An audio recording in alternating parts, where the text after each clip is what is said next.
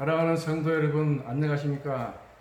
순천 광양 코비드 확진자가 발생함에 따라서 예배를 당분간 온라인 예배로 전환하게 되었습니다. 온라인 예배에 참여한 성도님들께 감사드리고 온라인 예배라도 드릴 수 있게 해주신 하나님께 감사드립니다. 우리 모두 코로나를 가볍게도 무겁게도 여기지 마시고 이런 상황 가운데에서 믿음의 삶을 어떻게 살아가야 할지 고민하면서 살아가야겠습니다. 저는 이 시간 베드로와 고넬료라는 제목으로 함께 은혜를 나누고자 합니다. 여러분, 댁에서 편안하게 예배 드릴지라도 성경책을 펴시고 사도행전 10장을 열어보시기 바랍니다. 인생의 목표가 무엇이냐고 길 가는 사람들을 붙잡고 물어본다면 아마 10중 8구는 서슴없이 성공하는 것이라고 말할 것입니다. 사람들은 성공하기 위해서, 출세하기 위해서 학교도 다니고 공부도 하고 돈도 법니다. 그러나 성공이 쉬워요, 어려워요? 쉽지 않지요. 그런데 성공한 사람들에게 어떻게 그렇게 성공했느냐고 물으면 또 대답이 비슷합니다. 바로 기회가 좋았다, 기회를 잘 잡았다는 것입니다. 이와 같이 누구에게나 기회가 옵니다. 그 기회 앞에서 결단을 하고 그 기회를 붙잡느냐, 그 기회를 놓치느냐가 성공하느냐 못하느냐를 좌우한다는 것입니다. 오늘 사도행전 10장은 이런 기회 앞에서 결단하고 성공한 사람의 이야기입니다. 바로 우리가 잘 아는 로마 백부장 고넬료입니다. 사도행전 10장을 읽어보실까요? 10장 1절, 2절 다 같이 읽어보시겠습니다. 시작. 가이사라에 고넬료라 하는 사람이 있으니 이달리아 부대라 하는 군대의 백부장이라. 그가 경건하여 온 지방과 더불어 하나님을 경외하며 백성을 많이 구제하고 하나님께 항상 기도하더니 라는 말씀이 있습니다. 이 고넬료는 직업 군인이었습니다. 계급이 뭐라 했어요? 백부장이었습니다. 요즘으로 치면은 군대에서 중대장쯤 되는 것 같은데 사실 중대장은 아주 높은 직위는 아닙니다. 군대에서 딱 중간 정도의 위치라고 보면 될 것 같습니다. 군대 생활을 해보니까 두 부류의 중대장이 있더라고요. 중대장까지만 할 중대장이 있고요. 대대장까지만 할 중대장이 있습니다. 그리고 연대장 또 그 위에 장군까지가 목표인 중대장이 있습니다. 요즘은 어떤지 모르지만 예전엔 대학을 다니면서 ROTC 학사 장교를 한 사람은 중대장이 끝입니다.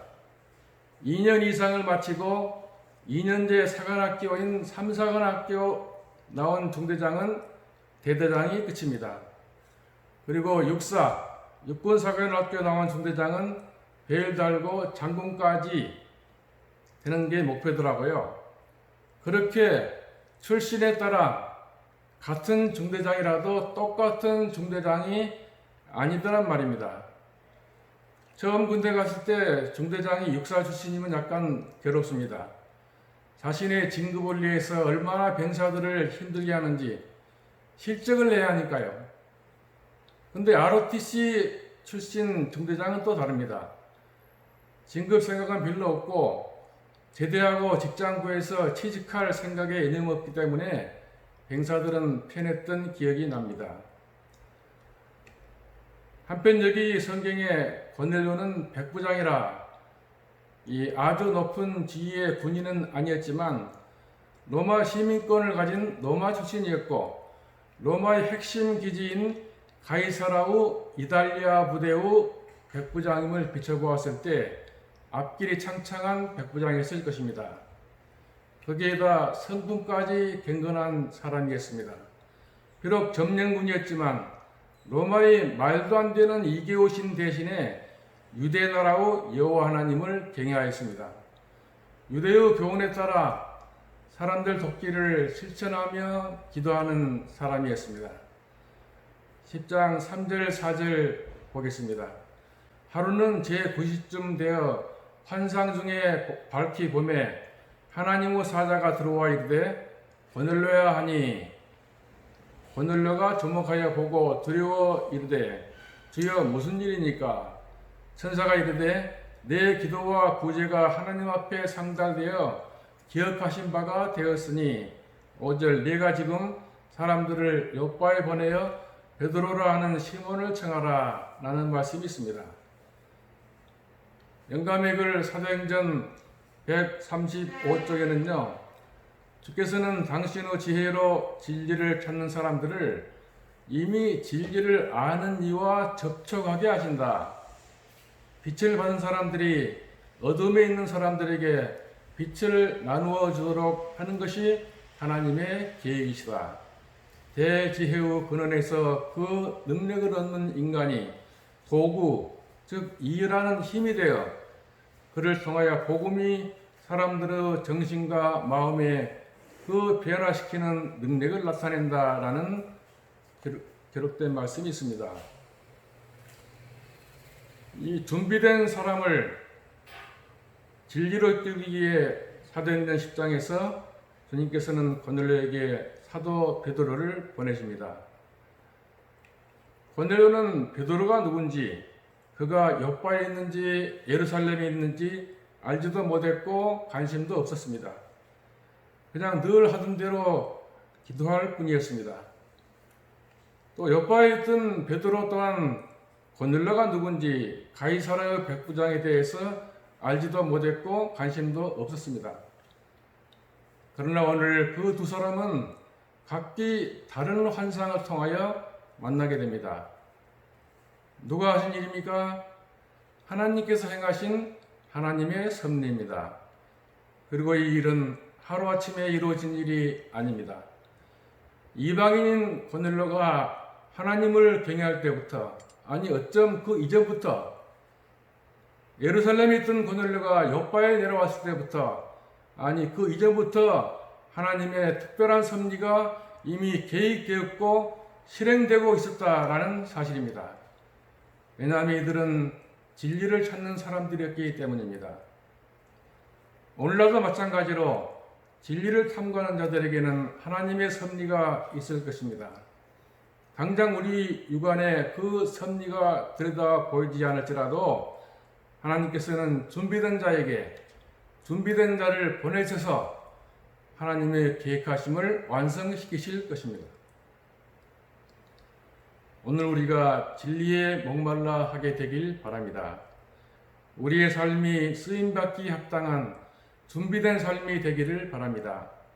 그래서 하나님께서 작정하시고 이루시는 일에 쓰임받게 되기를 간절히 바랍니다. 사실 사도행전 10장을 우리는 하나님께서 베드로와 고넬료 사도들에게 이방에 대한 문을 여시는 장이라고 알고 있습니다.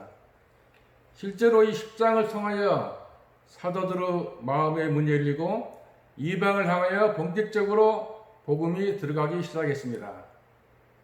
하지만 사도행전 10장 이후에는 고넬료에 대한 언급은 별로 없습니다. 하나님께서 고넬료를 어떻게 사용하시고 고넬료를 통하여 어떤 일을 행하셨는지가 궁금해지는 대목이기도 합니다.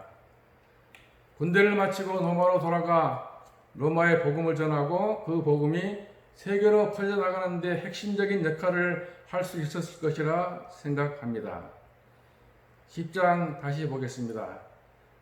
10장 9절로 14절을 다 같이 읽어보시겠습니다. 시작. 9절. 이튿날 그들이 길을 가다가 그 성에 가까이 갔을 그때 베드로가 기도하려고 지붕에 올라가니 그 시각은 제6시더라. 그가 시장하여 먹고자 하며 사람들이 준비할 때에 황홀한 중에 하늘이 열리며 한 그릇이 내려오는 것을 보니 큰 보자기 같고 네 귀를 메어 땅에 들이웠더라. 12절 그 안에는 땅에 있는 각종 네 발 가진 짐승과 기는 것과 공중에 나는 것들이 있더라. 13절 또 소리가 있으되 베드로야 일어나 잡아먹으라 하거늘 14절 베드로가 이르되 주여 그럴 수 없나이다. 속되고 깨끗하지 아니한 것을 내가 결코 먹지 아니하였나이다 한데 라는 말씀이 있습니다. 우리가 사도행전 10장을 떠올리면 제일 먼저 떠오르는 장면입니다. 베드로가 환상 중에 본 장면, 이걸 가지고 부정한 음식을 먹어도 되느냐 마느냐를 판단하기도 하고 이 환상을 통하여 이방인들을 향한 복음의 당위성을 많이 이야기합니다. 하지만 더 중요한 사실은 준비된 사람 고넬료를 향한 하나님의 역사하심입니다. 고넬료를 위하여 베드로를 준비시키시고 환상을 보이시고 가이사라로 보내시고 말씀을 전파하게 하셨습니다.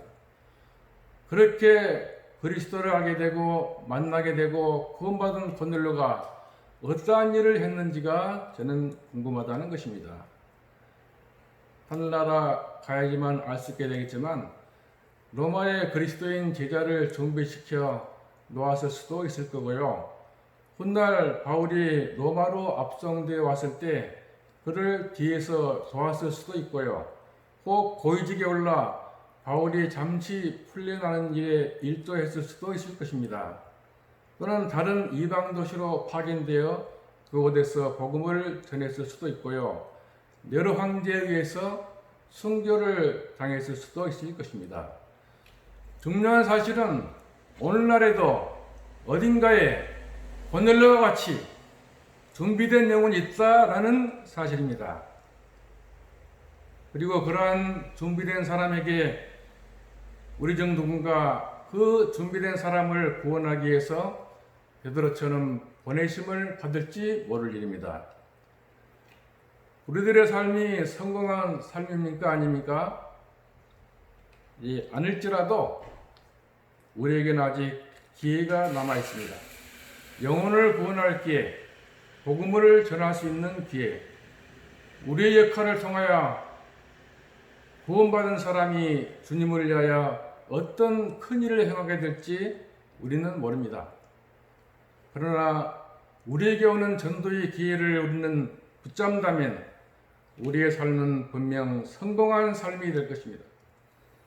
우리의 성공의 비결은 하나님께 쓰임받게 되는 것입니다. 영혼을 구원하는 일은 하늘 왕국을 상속받는 것입니다. 하늘나라에서 내가 인도한 영혼을 만나는 것입니다. 우리 강양교회가 고넬료와 같이 준비된 영혼들이 있게 하기 위해서 먼저 우리의 삶이 주님 안에서 성공한 삶이 되기를 간절히 바랍니다. 성경 말씀 사도행전 11장 넘겨서 11장 25절과 26절을 보시겠습니다. 25절 바나바가 사울을 찾으러 다소에 가서 만남에 안디옥에 데리고 와서 둘이 교회에 1년간 모여 있어 큰 무리를 가르쳤고 제자들이 안디옥에서 비로소 그리스도인이라 일컬음을 받게 되었더라. 이 사도행전 11장은 고넬료 사건이 다시 문제가 됩니다. 베드로가 고넬료라는 할례받지 않은 이방인과 함께 식사를 한 사실이 예루살렘에 알려졌습니다. 그러자 예루살렘에 있던 할례받은 유대인들이 베드로를 비난하기 시작합니다. 이 비난은 단순히 고사리를 주는 정도가 아니라 아주 악의를 품고 퍼붓는 악담이었다고 합니다.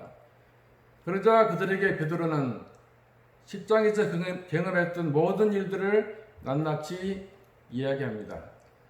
그런 다음 결론은 17절입니다.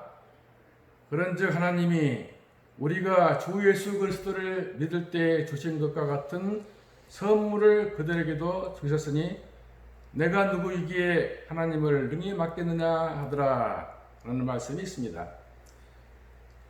그리스도인끼리, 교인끼리 함부로 비판할 때에 반드시 생각해야 할 말이 이것입니다.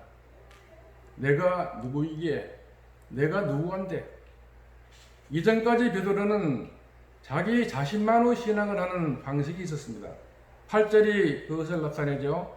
8절, 내가 이르되 주님 그럴 수 없나이다. 속되거나 깨끗하지 아니한 것은 결코 내 입에 들어간 일이 없나이다 하니, 주님 그럴 수 없나이다. 이것이 전형적인 베드로의 모습입니다. 마가의 다락방에서도 발을 씻기시려는 예수님을 향한 베드로의 모습도 이런 거 아니었습니까? 주님 그럴 수 없습니다. 내 발을 못 맡기겠습니다. 예수님께서 십자가 고난받으시기 전 베드로를 향해서 네가 나를 3번이나 부인할 것이다 하는 말씀에 대한 반응 또한 마찬가지 아니었습니까? 아닙니다 주님, 다른 사람은 다 배반해도 나는 그러지 않을 것입니다. 그러나 진실된 그리스도인의 신앙은 주님 그럴 수 없나이다가 아니라 내가 누구에게 하나님을 능히 맡기느냐가 되어야 합니다. 믿음이란 하나님의 기준에 반응하는 것입니다. 내 의지를 여전히 지니고 있다면 그것은 믿음이 아니라 고집이고 아집입니다. 우리가 혹시 고집으로 하나님을 믿고 계십니까? 그것은 바리새인의 신앙입니다. 예수님께서 하신 일은 에베소서 2장 14절 말씀같이 막힌 담을 헐어주시는 것이었습니다. 그리스도 안에서는 먼 데 있는 자나 가까운 데 있는 자나 더 이상 차별이 없고 모두가 동일한 하늘의 시민이요 하나님의 권속인 것입니다. 이 일을 위하여 우리 주님께서는 베드로를 고넬료에게 보내시고 베드로의 막힌 담을 허무셨습니다. 18절에 보시면 그들이 이 말을 듣고 잠잠하여 하나님께 영광을 돌려 이르되 그러면 하나님께서 이방인에게도 생명 얻는 기회를 주셨도다 아니라 라는 말씀이 있습니다. 베드로를 통하여 예루살렘 교회 지도자들의 막힌 담을 허무시고 드디어 안디옥의 이방인들을 향한 하나님의 교회가 세워지게 됩니다. 그 내용이 20절에 나와 있죠. 20절, 그 중에 구브로와 구레네 사람이 안디옥에 이르러 헬라인에게도 말하여 주 예수를 전파하니, 이 이방인을 향한 안디옥 교회를 위하여 예루살렘 교회 지도자들은 바나바를 파견하게 되고요. 바나바가 안디옥 임지를 향해 가는 길에 다소에 들려서 누구를 데려갔습니까? 바울을 데려가서 함께 사역을 하면서 드디어 사도행전에 바울이 본격적으로 등장하게 됩니다. 정말 복음이 땅끝까지 전파되는 단초 역할을 제공하게 됩니다. 그런 의미에서 11장은 10장의 단순한 반복이 아닌 굉장한 의미를 지닌 장이라 할 수 있겠죠.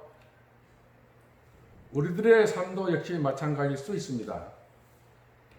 무한 반복되는 단조로운 삶 같아 보일 수 있지만 눈에 띄는 굉장한 사역과는 무관해 보일 수 있는 삶이지만 내가 누구한데 라는 의지로 하나님의 인이 되시고 하나님의 역사하시는 삶을 살아간다면 하나님이 하시는 크고 놀라운 일이 이 일의 다리 역할, 즉 단초 역할을 할 수 있음을 기억하시고요. 믿음으로 승리하시는 삶을 살아가게 되기를 간절히 바랍니다. 오늘 11장의 핵심 결론은 이것입니다. 26절 보실까요? 26절 다같이 만남의 안디옥에 데리고 와서 둘이 교회에 1년간 모여 있어 큰 무리를 가르쳤고 제자들이 안디옥에서 비로소 그리스도인이라 일컬음을 받게 되었더라. 드디어 그리스도인들에게 그리스도인이라는 이름이 부여가 되었습니다. 내가 굳이 나는 그리스도인이요 하지 않아도 어떻게 해요? 그들의 삶을 통하여 모두가 저들을 그리스도인으로 알게 된 것입니다. 오늘날 우리들의 삶은 어떠합니까? 산상보훈 303쪽에 이러한 말씀이 있습니다.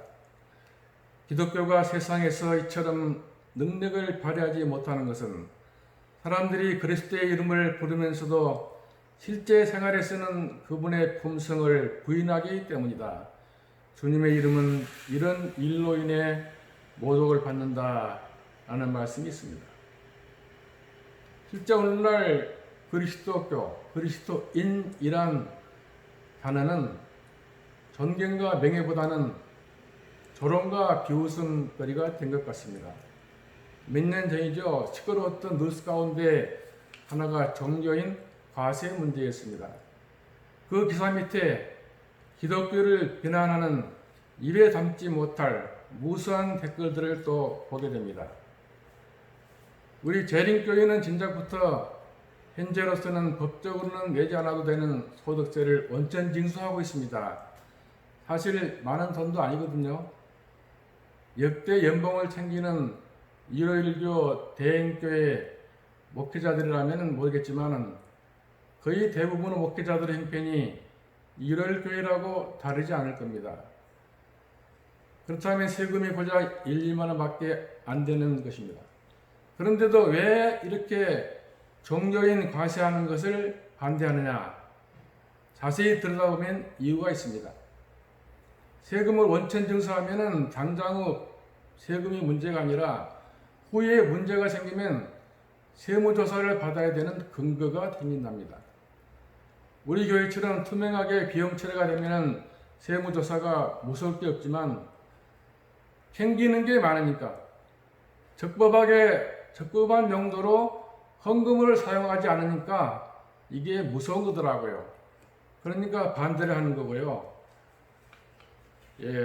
이 사람의 언행이 일치될 때 그 언행을 지켜보는 사람들이 받게 될 영향은 가히 폭발적이라 할 수 있습니다. 그러나 그 사람은 말과 삶이 일치되지 않는다면 그 결과는 파괴적일 수 있습니다. 사람들이 어떤 사람이 그리스도인이라는 사실을 알게 되는 것은 그 사람이 그리스도의 이름을 지니고 있기 때문이 아니고 그리스도의 삶을 살기 때문입니다. 이름이 삶을 만들어내는 것이 아니고 삶 자체로 이름을 얻는 것입니다. 이와 관련한 이야기가 있습니다. 한 유대인 부부가 자기들의 첫 자녀에게 지어줄 이름에 대해서 싸우다가 결국 랍비를 찾아갔습니다. 무엇이 문제입니까? 랍비가 물었습니다. 부인이 대답합니다.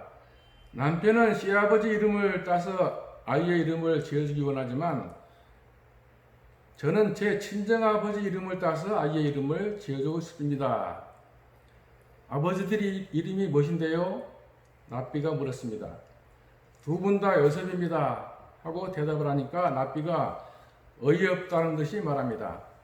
두 분 다 요셉이면 무엇이 문제란 말입니까? 그냥 자녀 이름을 요셉이라 지으면 되지 않습니까? 부인이 다시 이야기합니다. 그게 문제입니다. 시아버지는 말도둑이었고 친정아버지는 정직한 사람이었습니다. 내 아들이 친할아버지의 이름을 따른 요셉인지 외할아버지 이름을 따른 요셉인지 어떻게 알 수 있겠습니까? 랍비는 잠시 생각한 후 대답했습니다. 그 아이의 이름을 일단 요셉이라 부르시오. 그리고 나서 아이가 장성하여 도둑놈이 될지 정직한 사람이 될지 지켜보시오. 그러면 그 아이 이름이 친할아버지의 이름을 따른 것인지 외할아버지 이름을 따른 것인지 알게 될 것이오 라고 했답니다. 우리들 자신을 그리스도인의 자녀라고 지칭하는 것과 우리들의 삶을 지켜보는 사람들에게 그리스도인이라 불리는 것은 전혀 별개의 문제입니다. 세상의 모든 직업 가운데서 그리스도인이라는 직업은 가장 열정적인 행동을 요구하기 때문에 열심과 성실함이 없다면 실패하고 만다합니다. 우리들은 언제 그리스도인이라 일컬음을 받았습니까? 오늘 우리의 삶이, 우리의 행동이, 우리의 성품이 그리스도를 따라가고 닮아가게 되기를 바랍니다. 오늘 우리의 삶이, 우리의 성품이 그리스도를 따라가고 닮아가려면 어떻게 해야 될까요? 사도행전 12장 5절을 다시 보시겠습니다.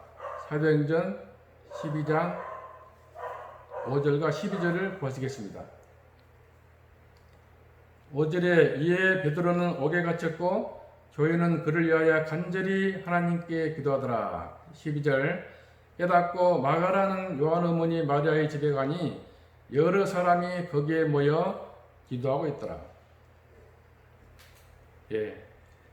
야고보는 죽고 베드로는 옥에 갇혀 죽을 날을 손꼽고 있습니다. 이때 교회는 뭘 하고 있었대요? 기도. 그것도 간절한 기도. 사도행전 144페이지와 145페이지에는 이렇게 말씀하고 있습니다. 여러 가지 구실로 베드로의 처형이 6월절 이후까지 지연되는 동안 교인들은 서로 시간을 내어 마음을 깊이 살피고 열일히 기도하였다. 그들은 베드로가 이 사업에 없어서는 안 된다고 느꼈기 때문에 베드로를 위해 쉬지 않고 기도하였다라는 기록이 있습니다. 만약 우리가 이런 상황이라면 뭘 할까요? 불평과 불만, 원망과 두려움 대신에 기도할 수 있을까요? 누가 죽고 누가 잡혀가고 한데도 기도할 수 있을까요? 이런 현실 앞에서 하나님을 원망하고 세상 위정자들을 비판하고 교회의 지도자들의 무력함을 비판하고 있지는 않을까요? 우리도 오직 기도에 힘쓰는 믿음의 소유자들이 되시길 바랍니다. 기도는 이것저것 다 해보고 마지막으로 해보는 것이 절대 아닙니다. 보십시오. 예루살렘 교회는 처음부터 오직 기도에 전념한 뿐입니다. 권력자를 찾아가 문제를 해결하려 하지 않고 돈으로 해결하려고 하지 않습니다. 여론을 만들려고 언론을 찾지도 않고 합심하여 기도로 하나님께 매달렸던 것입니다. 오늘 우리의 삶이, 우리의 성품이 그리스도를 따라가고 그리스도를 닮아가려면 오직 기도로서 하나님께 매달리는 것밖에 없습니다. 많은 것을 할 수 있는데 그 가운데 하나가 기도가 아님을 명심하시기 바랍니다. 기도는 가장 먼저 그리고 가장 최후까지 하는 가장 최선의 방법임을 기억하고 이를 실천하는 저와 여러분들 되시기를 바랍니다. 여기서 우리가 배워야 할 기도의 자세는 무엇이라고요? 간절함입니다. 기도할 때는 간절히 기도하는 겁니다. 그리고 인간적인 불가능을 잊어버린 것입니다. 하나님의 능력을 의심하지 말고 기도해야 합니다. 미국 어느 도시에 이런 큰 교회가 있었습니다. 어느 날에 교회 옆에 큰 술집이 들어섰습니다. 술집으로 인해 교회 예배에 많은 지장을 초래하게 되었습니다. 그리고 교회는 이 일을 위해서 특별 기도를 드리기로 했습니다. 조석으로 교회에서 기도가 새어나오는데 그 내용은 교회 옆 술집이 폭삭 망하든지 큰 불에 폭삭 무너지든지 하게 해주세요. 이런 기도가 여러 달 동안 끊이지 않았는데 그러던 어느 날 공교롭게도 술집에 화재가 발생하여 건물이 전소되고 말았습니다. 하지만 문제는 지금부터입니다.